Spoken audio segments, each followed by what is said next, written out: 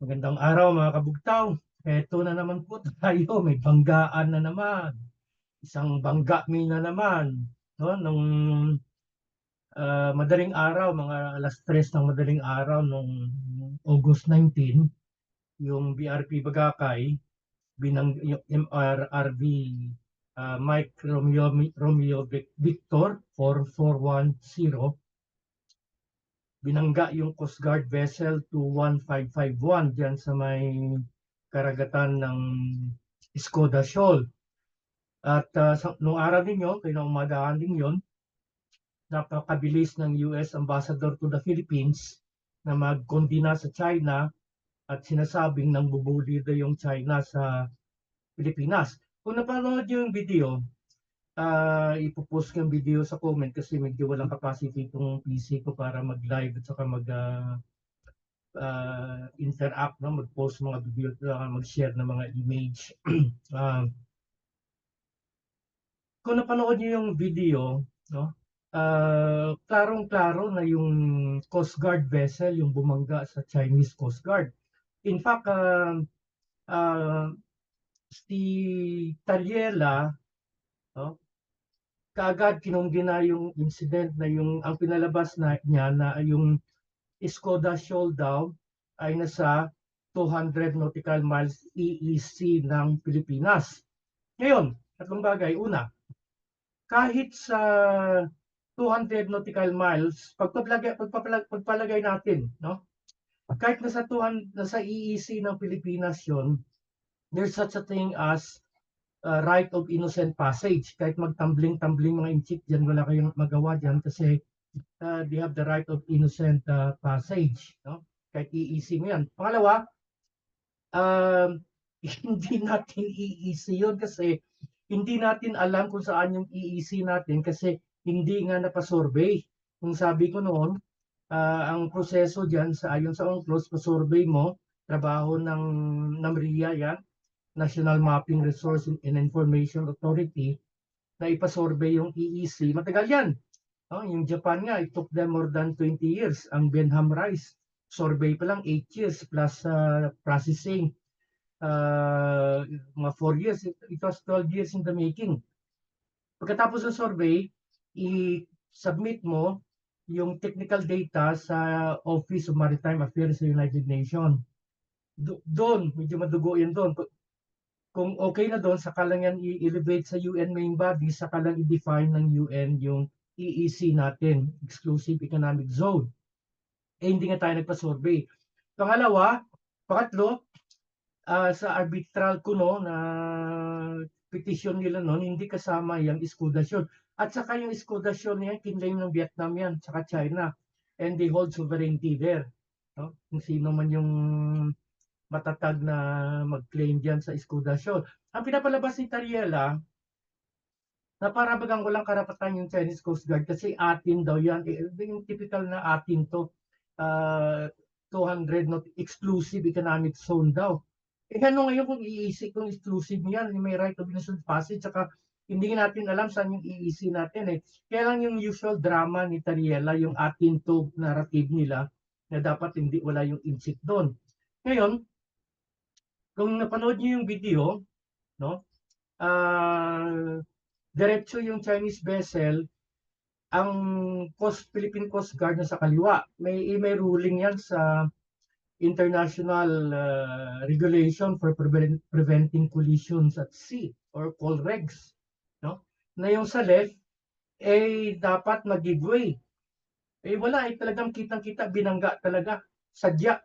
Sinadya ang pagbangga sa Chinese Coast Guard. Tapos bago lumabas yung video ng China, yung Chinese Coast Guard, itong naman si Jonathan Malaya, no? Talagang nagdrama na inaapi na naman daw tayo ng China, no? Lahat-lahat na. Tapos nung lumabas yung video ng Chinese Coast Guard, kasi yung Philippine Coast Guard wala pa lang night vision video. Ang Chinese Coast Guard meron, kaya nakunan. Binawi niyang statement niya na yung tapos sinabi na yung video daw ng China ay edited tsaka splice. AI na naman, yung usual drama nila. Hindi pa authenticate natin, madali lang naman po authenticate yan kung talagang tunay yung video o hindi. Kailan yung usual drama nila ba? Kasi you cannot cut from the left yung nag-cut. May isang akong group, may nag-post, Navy pa naman. Kapitan sa Navy na pinakita yung damage ng BRP Bagakay. At ang usual narrative yung usual Cinderella complex, inaapi na naman daw tayo ng China, no? Parang ad misericordia ba yung damage sa barko? Kasi sino ba nang bumangga? Sino bang kasalanan 'yon? Pero yung ito Navy pa naman, I'm sure familiar to sa collision regulation. Klaro-klaro naman yung Philippine vessel yung bumangga doon, no? Ngayon, kahit sa arbitral court ruling, wala yan wala yung escudasyon yan, hindi natin sinali yan. Kaya lang siguro, sirang sila sa drama nila doon sa Scarborough Shoal saka sa Union Shoal, naghahanap ng bagong drama, ito na naman yung escudasyon na kita nila. At saka ito kakapanood ko lang, ipopost ko rin yun sa comment. May mga foreign journalists, mga puti, nandun sa BRP Bagakay, napicturan sila, nakunan ng video. Anong ginagawa nila doon? Bago mangyari yung insidente, may ang daming foreign journalists doon. In other words, klarong-klaro, pinlano talaga tong insidenteng ito. Bakit ba, ano bang nangyayari dito sa bansa natin?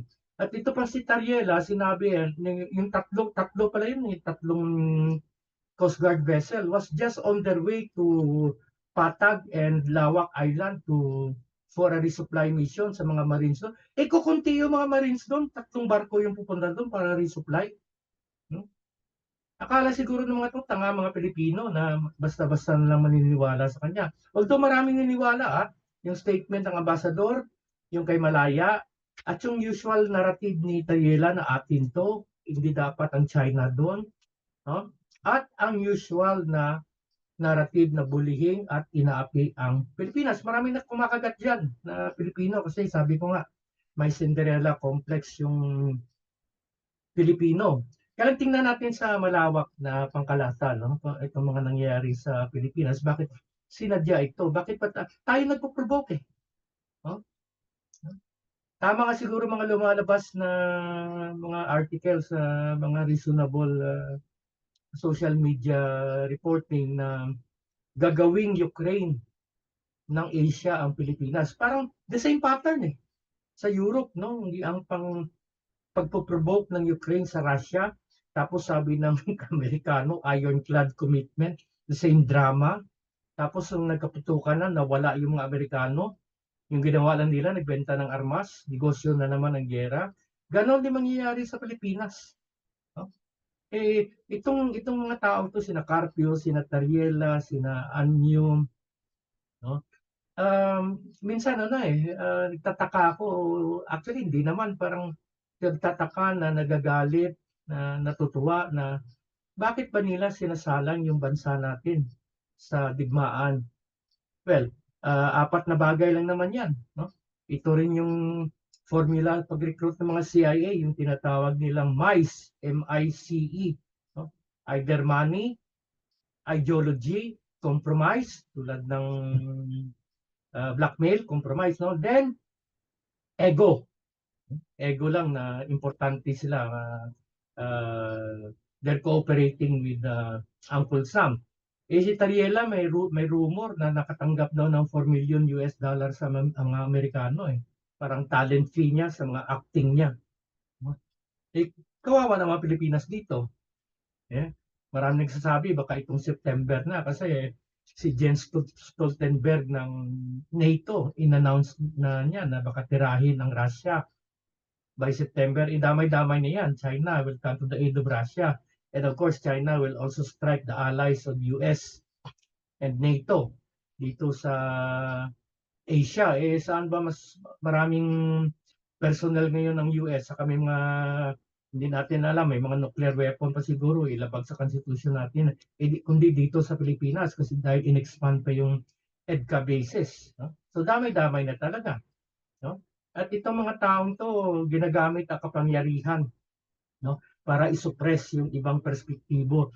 Alam nyo, okay lang naman yan kung may iba-ibang, may plurality perspective, may iba-ibang pagtingin.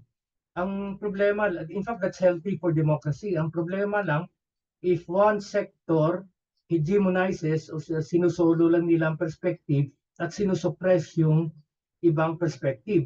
Naalala ko nga noon si Jonathan Malaya, sabi niya daw, ipapamonitor tong mga pro-China na mga vlogger, na mga nagpo-post. Ito namang si Sas, alam niyo naman si Sas, Lucaret din yan eh. Ang ginawa niya sa Facebook niya, halos oras-oras nagpo-post siya, tagging Jonathan Malaya. Andito ako ngayon sa Starbucks, nagkakape, andito ako ngayon. No? Tumigil na rin si Jonathan Malaya. Sa mga taong to, sinasabi pa nila na pro-China daw, traidor. Kung sino bang tunay na traidor? No? At ang nakakalungkot lang sa mga Pilipino, talagang malakas pa rin yung colonial mentality. Sinasamba pa rin mga Amerikano. Dahil lumaki tayo, nanonood ng Hollywood movies kung saan bida palaging Amerikano. Sa totoong buhay, hindi totoo yun. No?